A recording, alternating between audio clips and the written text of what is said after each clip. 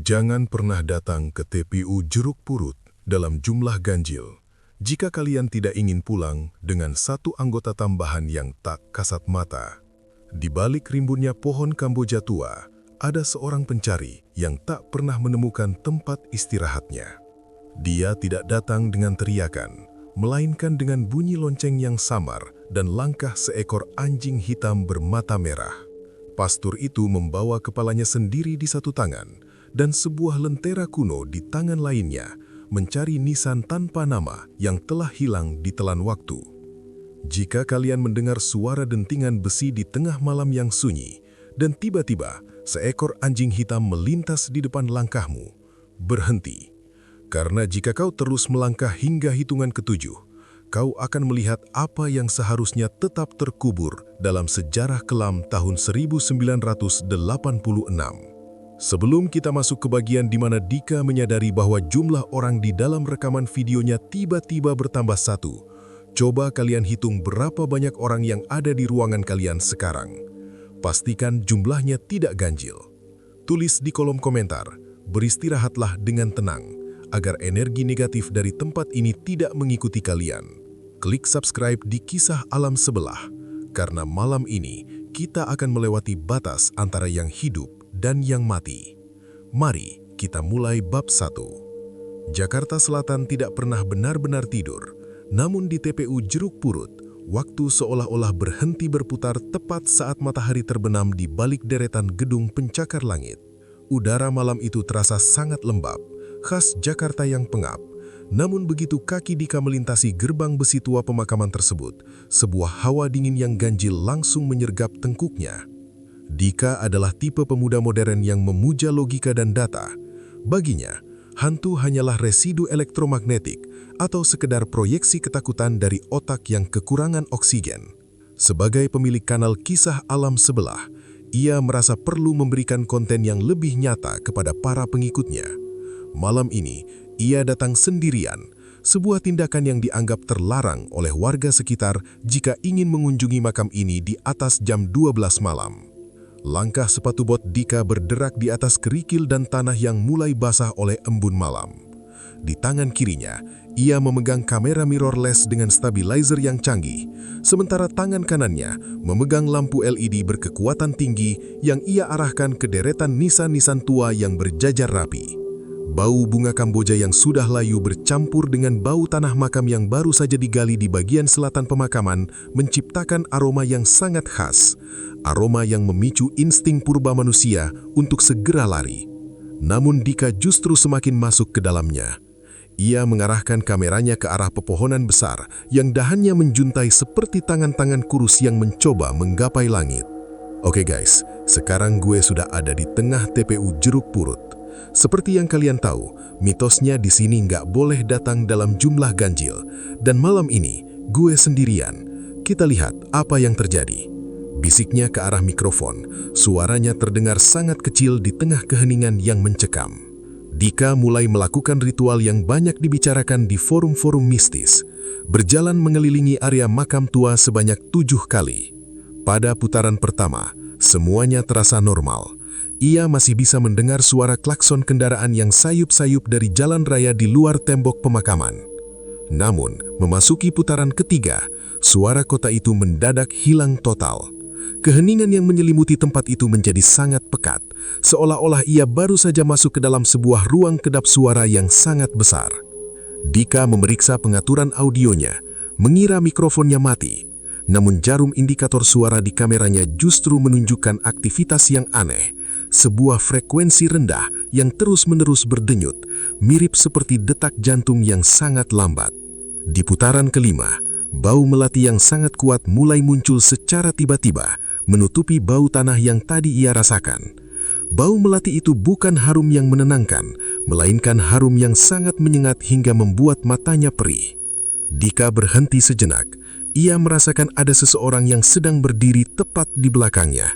Dia bisa merasakan embusan nafas dingin di lehernya. Dengan gerakan cepat, ia memutar kameranya ke belakang, namun tidak ada siapapun di sana. Yang ada hanyalah sebuah nisan tua tanpa nama yang sudah retak dan ditumbuhi lumut. Namun, di layar monitor kameranya, ia melihat sebuah bayangan hitam panjang yang baru saja melesat di balik pohon Kamboja besar di depannya. Dika menelan ludah, tenggorokannya terasa sangat kering. Ia mencoba tertawa kecil untuk meredakan ketegangannya sendiri, namun tawa itu terdengar sangat hambar. Ia melanjutkan langkahnya menuju putaran ketujuh, putaran terakhir. Tepat saat ia menginjakkan kakinya di titik awal, suara sebuah lonceng kecil yang berdenting tiba-tiba terdengar dari arah kegelapan yang lebih dalam. Ting, ting, ting. Suara itu sangat jernih, sangat klasik, seolah-olah berasal dari sebuah lonceng gereja kuno yang ukurannya sangat kecil. Bersamaan dengan suara lonceng itu, muncul seekor anjing hitam berukuran besar dengan bulu yang sangat mengkilap. Anjing itu tidak menggonggong, ia hanya berdiri diam dengan mata yang menyala merah, menatap Dika dengan tatapan yang seolah-olah sedang menghakimi jiwanya. Dika menyadari bahwa angka ganjil yang ia bawa bukan sekedar angka, tapi itu adalah undangan resmi bagi sang penguasa makam untuk muncul dalam wujud yang paling mengerikan. Di saat itulah, ia melihat sebuah lentera kuno mulai menyala di kejauhan, dibawa oleh sosok berjubah hitam yang tidak memiliki kepala di atas bahunya. Malam di Jeruk Purut baru saja bermulai, dan Dika baru menyadari bahwa dalam hitungan ganjil, dialah yang akan menjadi penyeimbang antara yang hidup dan yang mati. Dika berdiri terpaku di tengah persimpangan jalan setapak yang membelah area makam tua. Suara lonceng itu, ting, ting, ting, terdengar begitu ritmis, seolah-olah sedang mengiringi sebuah prosesi pemakaman yang hanya dihadiri oleh kesunyian. Logika Dika mulai bekerja keras. Ia mencoba mencari sumber suara yang paling masuk akal. Mungkin ada lonceng angin di salah satu makam mewah di kejauhan, atau mungkin itu adalah suara gesekan dahan pohon Kamboja yang mengenai papan nisan besi. Namun suara itu terlalu bersih, terlalu jernih untuk sebuah ketidaksengajaan alam. Ia mengarahkan mikrofon shotgunnya ke berbagai arah, mencoba menangkap frekuensi suara tersebut di layar monitor audionya. Di sana, ia melihat gelombang suara yang sangat ganjil. Grafiknya tidak naik turun secara acak, melainkan membentuk pola segitiga yang sempurna dan stabil, sesuatu yang hampir mustahil dihasilkan oleh sumber suara alami di luar ruangan. Oke, kalian dengar itu? Dika berbisik ke kamera. Suaranya kini terdengar agak gemetar, meskipun ia berusaha menutupinya dengan nada skeptis yang dipaksakan. Gue nggak tahu ini suara apa, tapi gue bakal cari sumbernya. Gue curiga ini cuma trik dari orang-orang yang mau nakut-nakutin pengunjung, atau mungkin ada instrumen lama yang tertinggal di sini. Ia mulai melangkah, mengikuti arah suara yang tampaknya berasal dari balik rimbunnya pohon beringin raksasa di sektor tengah pemakaman. Setiap langkahnya terasa sangat berat, seolah-olah gravitasi di tempat itu telah berlipat ganda. Tanah yang ia injak tidak lagi terasa padat. Ia merasa seperti sedang berjalan di atas tumpukan kain kafan yang empuk dan lembab. Bau bunga Kamboja yang tadi sayup-sayup kini berubah menjadi bau yang sangat aneh. Bau tembakau lama yang bercampur dengan aroma lilin yang baru saja ditiup. Saat ia semakin mendekati pohon beringin tersebut, lampu LED yang ia bawa mulai berkedip-kedip tidak beraturan. Zap, zap. Cahaya putih yang tadinya sangat terang, kini meredup hingga menjadi warna kuning pucat yang tidak stabil. Dika memukul-mukul baterai lampunya, mengumpat pelan karena ia baru saja mengisi daya hingga penuh sebelum berangkat. Tiba-tiba, suara lonceng itu berhenti total. Keheningan yang menyusul jauh lebih menyiksa daripada suara itu sendiri. Dika berhenti melangkah. Ia merasakan telinganya berdenging sangat kencang, sebuah fenomena yang sering terjadi saat seseorang berada di ruangan dengan tekanan udara yang berubah drastis secara mendadak. Ia menoleh ke arah kameranya dan ia menyadari sesuatu yang mengerikan. Layar monitor kameranya kini sepenuhnya berwarna merah darah dengan teks Error 666 yang berkedip di tengahnya. Di tengah kegelapan yang hanya diterangi oleh lampu LED-nya yang sekarat, Dika melihat sebuah bayangan kecil bergerak di bawah akar-akar pohon beringin yang menjuntai seperti rambut raksasa. Itu adalah lonceng tersebut, sebuah lonceng kecil yang terbuat dari perak kusam, terletak di atas sebuah nisan yang sudah hancur. Lonceng itu bergerak sendiri, seolah-olah ada tangan tak kasat mata yang sedang menarik talinya. Ting! Satu dentingan terakhir terdengar sangat nyaring, tepat di depan wajah Dika. Bersamaan dengan itu, aroma tembakau tadi meledak menjadi bau busuk yang sangat tajam, bau daging yang sudah membusuk selama puluhan tahun. Dika tersentak mundur, namun kakinya tersangkut pada akar pohon yang seolah-olah sengaja melilit pergelangan kakinya. Ia terjatuh, dan saat ia mencoba merangkak bangun, ia melihat seekor anjing hitam besar sedang duduk dengan tenang tepat di samping lonceng tersebut. Anjing itu tidak bergerak, ia hanya menatap Dika dengan mata yang tidak lagi menyala merah, melainkan benar-benar hampa, dua lubang gelap yang seolah-olah menarik seluruh kesadaran Dika ke dalam kekosongan yang tak berujung. Dika menyadari bahwa ia tidak lagi mengendalikan petualangannya. Lonceng itu bukan sekedar instrumen, melainkan bel pembuka bagi sebuah perjamuan di mana ia adalah hidangan utamanya. Anjing hitam itu tetap mematung. Sebuah siluet gelap yang seolah-olah terbuat dari asap yang membeku di tengah dinginnya malam jeruk purut. Bulunya tidak tampak seperti bulu hewan pada umumnya. Ia terlihat seperti potongan-potongan kain kafan hitam yang ditenun secara kasar, bergerak-gerak sedikit meskipun tidak ada angin yang berhembus. Dika mencoba mengatur nafasnya yang menderu. Tangannya yang berkeringat dingin mencoba meraih kameranya yang tadi terjatuh. Ia merasa setiap gerakannya diawasi oleh ribuan mata yang bersembunyi di balik kegelapan nisan-nisan di sekelilingnya.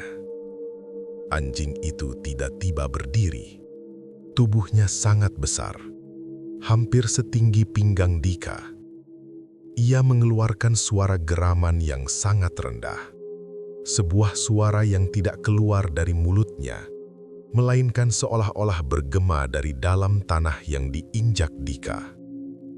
Anjing, anjing bagus, pergi sana. Dika bergumam dengan suara yang hampir habis. Ia mencoba menyalakan kembali lampu LED-nya, dan saat cahaya putih itu menyentuh wajah anjing tersebut, Dika hampir saja berteriak. Anjing itu tidak memiliki hidung atau bibir. Wajahnya hanya berupa tengkorak anjing yang dibalut kulit hitam tipis yang sudah mengelupas. Matanya, yang tadi tampak hampa, kini mulai berpendar kembali dengan warna merah menyala seperti bara api yang ditiup. Cahaya merah itu menyinari nisan-nisan di sekitarnya, memperlihatkan bahwa setiap nisan di area tersebut kini memiliki bekas cakaran yang sangat dalam. Seolah-olah anjing itu telah menunggu di sana selama ratusan tahun untuk mangsa yang datang dalam jumlah ganjil. Anjing itu mulai berjalan mengelilingi Dika dalam lingkaran yang sempurna, persis seperti ritual 7 putaran yang tadi Dika lakukan. Setiap langkah anjing itu tidak meninggalkan suara, namun meninggalkan jejak kaki yang mengeluarkan asap tipis berbau belerang. Dika menyadari bahwa anjing ini adalah pemandu gaib yang sering diceritakan dalam legenda pastur kepala buntung. Ia bukan sekedar peliharaan, ia adalah penjaga batas, makhluk yang memastikan bahwa siapapun yang masuk ke wilayah ini tidak akan pernah menemukan jalan keluar kecuali diizinkan oleh sang pastor. Dika mencoba lari ke arah yang ia yakini sebagai gerbang keluar, namun anjing itu dengan sangat cepat melesat ke depannya, menghalangi jalan dengan geraman yang kini terdengar seperti suara jeritan manusia yang sedang disiksa. Anjing itu kemudian mengedah ke arah bulan sabit yang tertutup awan mendung. mengeluarkan suara melolong yang sangat panjang dan memilukan. Suara lolongan itu membuat seluruh pepohonan di Jeruk Purut bergoyang hebat, menjatuhkan ribuan bunga Kamboja putih yang kini terlihat seperti butiran salju di tengah pemakaman yang gelap. Di tengah lolongan itu, Dika mendengar suara langkah kaki yang berat, suara sepatu laras panjang yang menghentam tanah dengan sangat mantap. Buk, buk, buk. Suara itu datang dari arah belakang anjing itu. Dari balik kegelapan lorong makam, muncul sesosok pria tinggi dengan jubah hitam yang sangat panjang hingga menyapu lantai. Pria itu membawa sebuah lentera minyak kuno di tangan kirinya, dan di tangan kanannya, ia memegang sesuatu yang bulat dan dibungkus oleh kain putih yang berlumuran darah segar. Dika menyadari dengan kengerian yang paling dalam bahwa anjing hitam itu bukan sedang mengancamnya untuk pergi. Ia sedang mengumumkan kedatangan tuannya yang telah kehilangan tempat istirahatnya sejak tahun 1986.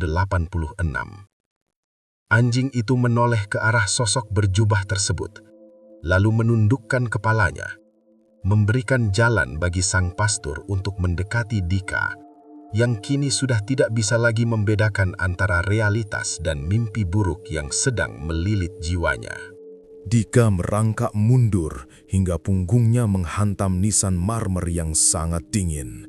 Ia ingin berteriak, namun suaranya seolah-olah telah dicuri oleh atmosfer Jeruk Purut yang kini terasa semakin menyesakkan.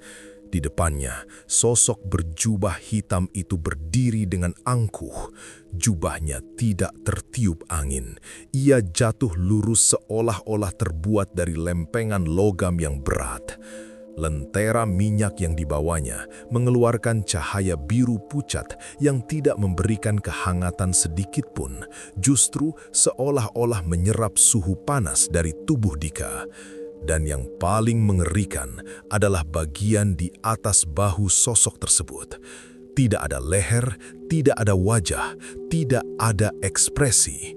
Yang ada hanyalah sebuah rongga kosong yang gelap, di mana sisa-sisa tulang belakang yang patah tampak menyembul sedikit dari balik kerah jubah yang kaku.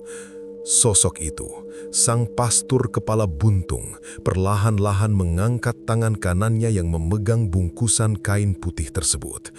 Dengan gerakan yang sangat metodis dan tanpa suara, ia membuka lilitan kain itu.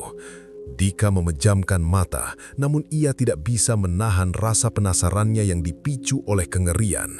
Saat kain itu terlepas, Dika melihat sebuah kepala manusia yang sudah membiru, dengan rambut pirang yang kusam dan mata yang melotot penuh penderitaan.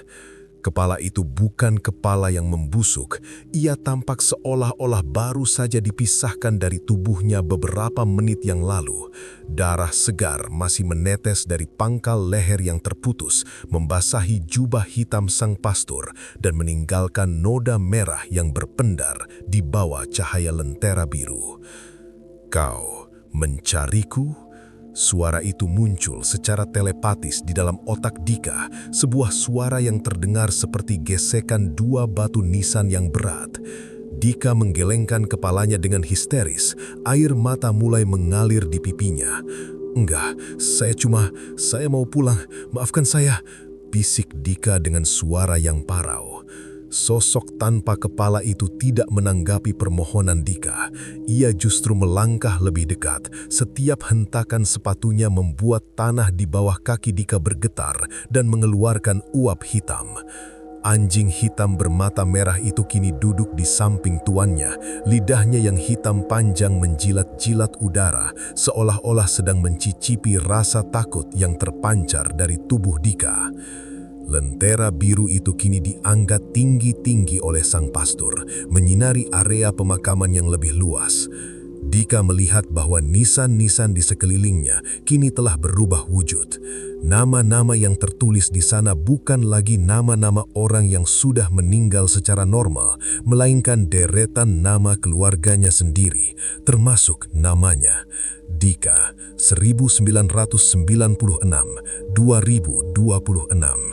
Kengerian itu mencengkram ulu hati Dika hingga ia muntah di depan sepatu sang pastor. Sosok tanpa kepala itu kemudian meletakkan kepala yang ia pegang ke atas bahunya sendiri yang kosong. Kepala itu tidak menempel secara permanen, ia hanya mengambang beberapa inci di atas leher yang putus. Matanya yang melotot kini menatap langsung ke arah mata Dika. 7 putaran, 7 nyawa, kau adalah yang ketujuh. Ucap kepala itu dengan bibir yang tidak bergerak, namun suaranya bergema di seluruh TPU Jeruk Purut, memekakkan telinga Dika hingga telinganya mulai mengeluarkan darah. Sang pastor mulai mengayunkan lenteranya dan seketika seluruh dunia Dika berubah menjadi kegelapan yang penuh dengan suara lonceng dan laolan anjing yang haus darah. Dika merasa dirinya ditarik masuk ke dalam sebuah pusaran memori yang bukan miliknya. Di tengah kegelapan yang menyesakkan itu, ia mulai melihat kilatan-kilatan bayangan dari masa lalu, sebuah visi yang dibawa oleh energi sang pastor. Tahun 1986, Jakarta Selatan masih dipenuhi oleh pohon-pohon besar dan jalanan yang belum sepadat sekarang. Ia melihat seorang pastor muda berkebangsaan asing yang sedang melakukan pelayanan di sebuah gereja kecil di daerah Jeruk Purut. Pastor itu adalah sosok yang dicintai oleh jemaatnya, namun ia memiliki rahasia besar, sebuah rahasia tentang tanah pemakaman yang kini menjadi tempat peristirahatan abadi bagi mereka yang tidak memiliki nama. Dalam visi tersebut, Dika menyaksikan sebuah malam yang sangat kelam di bulan Oktober 1986. Pastor itu sedang berjalan sendirian di area pemakaman, membawa sebuah dokumen penting tentang sengketa tanah yang melibatkan orang-orang berkuasa saat itu. Tiba-tiba, ia dikepung oleh sekelompok orang berseragam yang tidak memiliki wajah dalam ingatan tersebut. Tanpa ada kata-kata peringatan, sebuah parang panjang yang berkilat di bawah cahaya bulan menghantam leher sang pastor dengan satu tebasan yang sangat kuat. Dika bisa merasakan rasa dingin dari besi tajam itu di lehernya sendiri. Ia melihat kepala sang pastor jatuh ke atas tanah, berguling di antara nisan-nisan tua, sementara tubuhnya tetap berdiri tegak selama beberapa detik sebelum akhirnya ambruk bersimbah darah. Yang paling mengerikan adalah apa yang terjadi setelah eksekusi tersebut. Para algojo itu tidak menguburkan sang pastor secara layak. Mereka membawa kepalanya dan menyembunyikannya di dalam sebuah sumur tua yang kini telah ditutup oleh bangunan apartemen mewah di sekitar Jeruk Purut. Tubuhnya dikuburkan di sebuah nisan tanpa nama di bawah sebuah pohon Kamboja yang kini menjadi titik awal ritual 7 putaran yang dilakukan Dika. Sejak malam itu, arwah sang pastor tidak pernah bisa beristirahat. Ia terus mencari kepalanya dan ia terus mencari keadilan atas kematiannya yang dihapus dari catatan sejarah.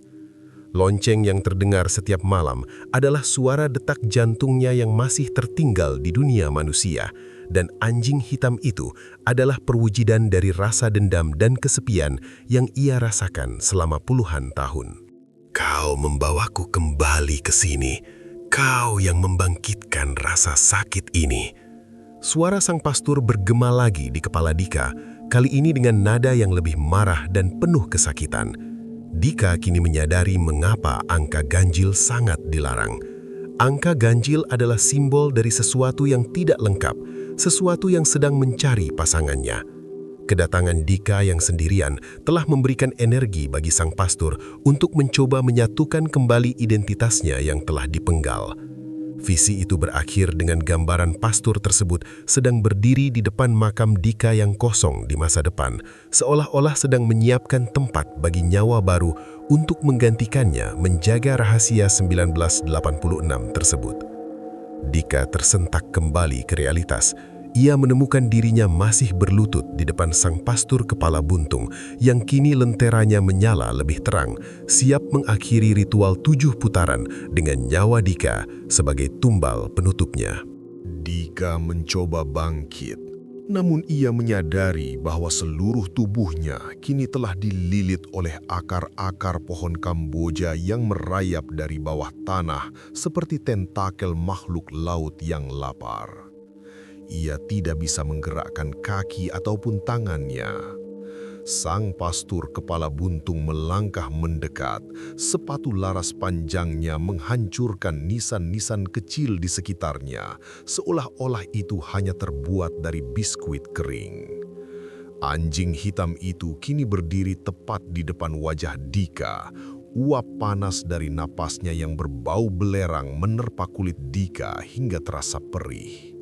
Dika menyadari bahwa ia telah terjebak dalam sebuah anomali ruang dan waktu yang diciptakan oleh ritual 7 putaran yang ia lakukan dengan niat skeptis yang sombong. Putaran ke-7 adalah putaran keabadian. Kepala sang pastur yang mengambang itu berbisik dengan nada yang sangat dingin. Dika melihat ke sekeliling dan ia menyadari bahwa gerbang TPU Jeruk Purut yang tadinya terlihat jelas kini telah menghilang, digantikan oleh deretan nisan yang sama yang berulang-ulang tanpa ujung. Ia mencoba melihat jam tangannya, namun jarum jam itu berputar dengan sangat cepat berlawanan arah jarum jam, seolah-olah waktu di tempat itu sedang digulung kembali menuju tahun 1986. Suara lonceng, ting, ting, ting, kini terdengar sangat keras, seolah-olah lonceng itu didentingkan tepat di dalam gendang telinganya. Dika mulai merasakan sakit yang luar biasa di bagian lehernya. Ia merasa seolah-olah ada kawat tipis yang sedang ditarik kencang di sekeliling lehernya, perlahan-lahan mengiris kulit dan ototnya. Ia mencoba berteriak, namun hanya darah yang keluar dari mulutnya. Sang pastur mengangkat lenteranya yang kini mengeluarkan api berwarna ungu gelap. Api itu menyinari sebuah nisan kosong di depan Dika yang secara ajaib kini mulai bertuliskan namanya dengan tinta darah yang masih basah. Dika menyadari bahwa ia tidak akan pernah keluar dari Jeruk Purut. Ia akan menjadi penunggu baru, menjadi bagian dari hitungan ganjil yang akan menghantui pengunjung berikutnya yang datang dengan kesombongan yang sama. Anjing hitam itu tiba-tiba melompat ke arah dada Dika, menekan tubuhnya hingga masuk ke dalam tanah yang mulai melenak seperti rawa. Dika tenggelam perlahan-lahan ke dalam kegelapan tanah makan yang dingin dan berbau busuk. Di saat-saat terakhir sebelum kepalanya tertutup tanah, ia melihat sang pastur kepala buntung sedang melepaskan kepalanya sendiri dan menaruhnya ke arah Dika, seolah-olah ingin memberikan beban penderitaannya kepada Dika. Jaga makam ini hingga kepalaku ditemukan. Itulah kalimat terakhir yang didengar Dika sebelum kesunyian tanah Jeruk Purut menelan segalanya. Ia terjebak dalam hitungan ke-7, sebuah dimensi di mana angka ganjil adalah kutukan yang tak akan pernah berakhir dan di mana setiap lonceng yang berdenting adalah pengingat akan nyawa yang telah hilang ditelan oleh dendam tahun 1986. Tiba-tiba, Dika tersentak bangun. Ia menemukan dirinya berada di dalam mobilnya yang terparkir di pinggir jalan raya Jeruk Purut, tepat di luar tembok pemakaman. Nafasnya tersengal-sengal, keringat membasahi seluruh bajunya. Ia melihat ke sekeliling. Lampu jalanan Jakarta yang kuning suram menyinari kemacetan tipis di kejauhan. Cuma mimpi. Gue ketiduran di mobil. Gumam Dika sambil mencoba menenangkan detak jantungnya yang masih liar. Ia melihat ke arah jok penumpang, di mana kameranya tergeletak dengan aman. Ia merasa sangat lega, sebuah rasa syukur yang luar biasa, karena ia masih bisa merasakan dunia nyata. Namun, saat ia mencoba menyalakan mesin mobilnya, ia menyadari sesuatu yang aneh. Aroma di dalam mobilnya mendadak berubah. Bau harum melati yang sangat kuat dan menusuk menyeruak dari lubang AC mobilnya. Bau itu begitu pekat hingga membuat kepalanya pening, persis seperti bau yang ia asakan di dalam makam tadi. Dika segera membuka jendela mobilnya untuk mencari udara segar. Namun udara dari luar justru membawa bau yang lebih mengerikan. Bau amis darah segar yang sangat tajam. Dika melihat ke arah kaca spion tengah dan jantungnya seolah berhenti berdetak. Di jok belakang mobilnya, ia melihat sebuah bungkusan kain putih yang berlumuran darah sedang tergeletak diam. Kain itu memiliki bentuk bulat yang sangat familiar. Dika ingin segera keluar dari mobil, namun pintu mobilnya terkunci secara otomatis. Ia mencoba menarik tuas pintu dengan panik, namun tuas itu terasa sangat panas, seperti logam yang baru saja dibakar. Di jok belakang, bungkusan kain putih itu mulai bergerak sendiri, perlahan-lahan berguling menuju arah punggung jok pengemudi. Suara lonceng ting, ting, ting mulai terdengar dari speaker radio mobilnya yang bahkan belum ia nyalakan. Dika mulai menangis histeris. Ia memukul-mukul jendela mobilnya, meminta tolong kepada pengendara motor yang lewat, namun para pengendara itu seolah-olah tidak melihat keberadaannya di pinggir jalan yang gelap itu. Bungkusan kain itu kini berhenti tepat di belakang kepala Dika. Ia bisa merasakan sesuatu yang dingin dan lembab menyentuh bagian belakang lehernya. Bau melati dan darah segar itu kini menyatu menjadi sebuah aroma kematian yang mutlak. Dika memberanikan diri untuk melihat ke kaca spion sekali lagi, dan kali ini ia melihat sang pastur kepala buntung sedang duduk di jok belakang, meskipun tubuhnya yang tinggi tidak seharusnya muat di dalam mobil kecil itu. Sang pastur tidak membawa lentera. Ia membawa kepalanya yang kini sudah tidak lagi terbungkus kain. Kepala itu tersenyum ke arah Dika melalui kaca spion, memperlihatkan gigi-gigi yang sudah busuk dan hitam. Ganjil, kita berdua adalah ganjil. Satu tubuh, dua kepala. Bisik kepala itu tepat di telinga Dika. Dika menyadari bahwa ia tidak benar-benar keluar dari jeruk purut. Ia membawa jeruk purut pulang bersamanya. Dan bau melati itu akan menjadi teman setianya hingga ia menyerahkan kepalanya sendiri untuk melengkapi hitungan sang pastur. Teror itu tidak berhenti di jalan raya. Dika berhasil sampai ke apartemennya dengan kondisi mental yang sudah hancur total. Ia segera masuk ke dalam kamar, mengunci semua pintu, dan mematikan semua lampu, berharap kegelapan di dalam rumahnya lebih aman daripada kegelapan di luar sana. Ia duduk di lantai ruang tamu, memeluk lututnya sambil terus menggumamkan doa yang tidak jelas. Ia meyakinkan dirinya bahwa semua ini adalah halusinasi akibat kelelahan dan sugesti horor yang terlalu kuat. Namun, saat fajar mulai menyingsing dan cahaya matahari mulai masuk melalui celah gorden, Dika melihat sesuatu yang membuatnya kehilangan sisa kewarasannya. Di atas meja makannya yang biasanya bersih, kini terletak sebuah benda yang ditutupi oleh kain taplak meja yang berwarna putih. Benda itu berbentuk bulat, ukurannya persis seperti kepala manusia. Dika mendekati meja tersebut dengan langkah yang gemetar. Ia bisa melihat noda merah yang terus merembes dari bawah kain taplak tersebut, menetes ke lantai kayu apartemennya dengan suara tes, tes, tes yang sangat teratur. Ia meraih ujung kain tersebut dan menariknya dengan satu sentakan cepat. Di atas meja itu, ia tidak melihat kepala sang pastur, melainkan kepala dirinya sendiri. Kepala Dika yang matanya masih melotot dan mulutnya tampak sedang berteriak tanpa suara. Dika meraba lehernya sendiri dengan panik, dan ia merasakan sebuah garis sayatan yang sangat dalam di sekeliling lehernya. Ia melihat ke cermin di ruang tamu, dan ia melihat bahwa kepalanya kini hanya menempel secara tipis pada lehernya, seolah-olah sedang menunggu satu sentuhan ringan untuk terlepas sepenuhnya. Di belakang pantulan dirinya di cermin, ia melihat sang pastur kepala buntung sedang berdiri dengan tenang di pojok ruangan, memegang sebuah nampan perak yang kosong. sang pastur sedang menunggu kepalanya.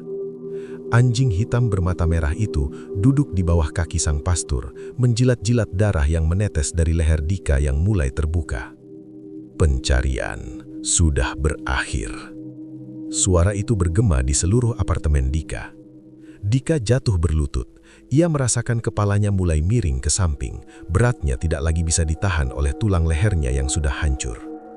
Bau melati memenuhi seluruh ruangan apartemennya, mengalahkan bau pengharum ruangan otomatis yang ia pasang. Dika menyadari bahwa dalam dunia horor jeruk purut, tidak ada skeptisisme yang bisa menyelamatkan seseorang. Begitu kau masuk dalam hitungan ganjil sang pastur, kau telah menyerahkan identitasmu untuk menjadi bagian dari legenda tersebut. Kepalanya akhirnya jatuh ke lantai, bergoling perlahan menuju kaki sang pastur. Sosok tanpa kepala itu mengambil kepala Dika, meletakkannya ke atas bahunya sendiri yang kosong, dan seketika sosok itu menghilang bersama hembusan angin yang membawa aroma tanah makam dan bunga Kamboja. Dika kini telah resmi menjadi pencari makam berikutnya, sebuah jiwa tanpa kepala yang akan menunggu pengunjung jeruk purut berikutnya untuk melengkapi angka ganjil yang baru. Dika tidak mati dalam pengertian manusia biasa. Ia telah menjadi sebuah residu energi yang terikat pada TPU jeruk purut. Ia kini berdiri di tengah makam di malam hari, namun bukan sebagai manusia, melainkan sebagai sosok berjubah hitam yang ia takuti sebelumnya. Ia bisa melihat tubuhnya sendiri yang kini dikuburkan di nisan tanpa nama yang ia temukan sebelumnya. Namun, ada satu hal yang berbeda. Ia kini memiliki kesadaran kolektif sang pastur. Ia tahu bahwa satu-satunya cara untuk memutus kutukan ini adalah dengan menemukan makam asli sang pastur yang hilang. Makam tempat dokumen rahasia tahun 1986 itu disembunyikan.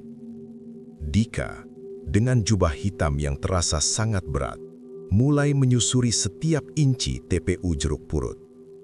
Ia tidak lagi menggunakan lampu LED. Matanya kini bisa melihat dalam kegelapan yang paling pekat. Ia melihat arwah-arwah lain yang terjebak di sana. Jiwa-jiwa yang tidak tenang yang terus-menerus mengulang momen kematian mereka. Ia mencari sebuah nisan yang memiliki lambang salib yang terbalik. Sebuah tanda yang diberikan oleh para algojo di masa lalu. Anjing hitam bermata merah itu kini menjadi temannya, membimbingnya menuju sektor paling tua di pemakaman yang selama ini tertutup oleh rimbunnya semak berduri. Setelah pencarian yang terasa seperti berabad-abad, Dika menemukan nisan tersebut. Nisan itu tertimbun di bawah akar pohon Kamboja raksasa yang sudah mati. Dika menggali tanah di depan nisan itu dengan tangan gaibnya yang kini memiliki kuku-kuku kaku dan panjang. Di dalam tanah tersebut, ia menemukan sebuah kotak besi yang sudah hancur. Di dalamnya terdapat dokumen tahun 1986 yang asli, serta sebuah salib kecil dari perak yang masih berkilau. Begitu tangannya menyentuh salib tersebut, Dika merasakan sebuah ledakan energi yang sangat besar. Memori tentang pengkhianatan tahun 1986 itu kini terhapus, digantikan oleh cahaya putih yang sangat terang. Namun, pencarian makam yang hilang ini bukan hanya untuk membebaskan sang pastur, melainkan untuk memberikan tempat bagi Dika sendiri. Ia menyadari bahwa setiap pencari makam harus menemukan kebenarannya sendiri sebelum bisa dibebaskan. Dokumen itu adalah bukti bahwa Dika bukan hanya seorang vlogger sombong. Ia adalah keturunan dari salah satu algojo yang memenggal sang pastur di masa lalu. Inilah alasan mengapa ia ditarik ke jeruk purut. Kutukan darah telah memanggilnya kembali untuk membayar hutang leluhurnya. Dika menaruh kembali salib perak itu ke dalam makam sang pastur, dan ia merasakan beban di bahunya mulai menghilang. Namun, penebusan dosa tidaklah gratis. Ia harus tetap berada di sana sebagai penjaga rahasia, memastikan bahwa dokumen tersebut tidak pernah jatuh ke tangan yang salah lagi.